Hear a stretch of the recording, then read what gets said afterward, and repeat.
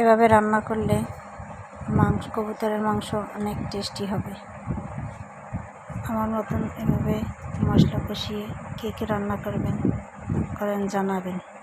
Hello everyone, আসসালামু আলাইকুম। আজকে আপনাদের কাছে নিয়ে আসলাম কবুতর মাংসের রেসিপি।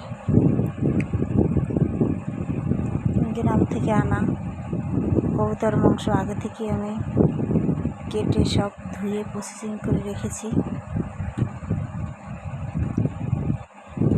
কত সুন্দর দেখেন, অনেক লোভনীয়।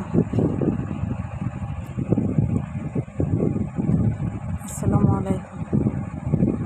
প্রথমে আমি কড়াইতে তেল গরম করে নিয়েছি এবং পেঁয়াজ ভেজে করে নেব। পেঁয়াজটা একটু নেড়ে চেড়ে ভেজে নেব লাল করে। একটু সময় নিয়ে ভেজে নেব।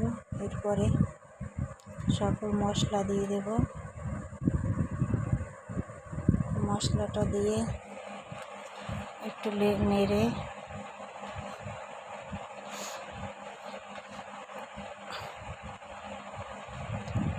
সামান্য পানি অ্যাড করে আমি মশলাকে ভালো করে কষিয়ে নেব। লবণ দেওয়া হয়নি এবং লবণ দিয়ে দেব। মশলাটাকে কিছুক্ষণ ধরে কষিয়ে নেব ভালো করে। কষানো হয়ে গেলে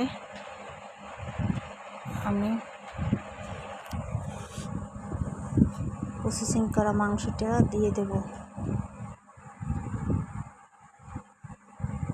মাংসটাকে নেড়ে চেড়ে ঢাকনা দিয়ে অনেকক্ষণ রেখে দেব।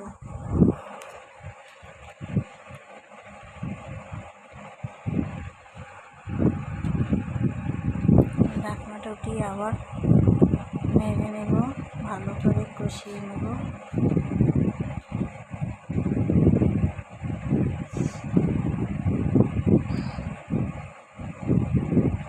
মাংসটা কষানো হয়ে গেলে আমি অল্প পরিমাণে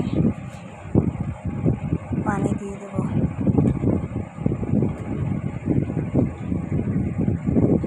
পানি দিয়ে কিছুক্ষণ রান্না করব। আমি সামান্য পরিমাণ আলু দিয়েছি, আলুটি স্কিপ হয়ে গেছে।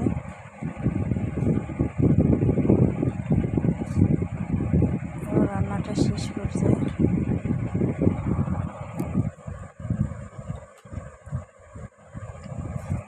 রান্নাটা শেষ হয়ে গেছে। এভাবে রান্না করলে আমাদের কাছে অনেক মজার হবে।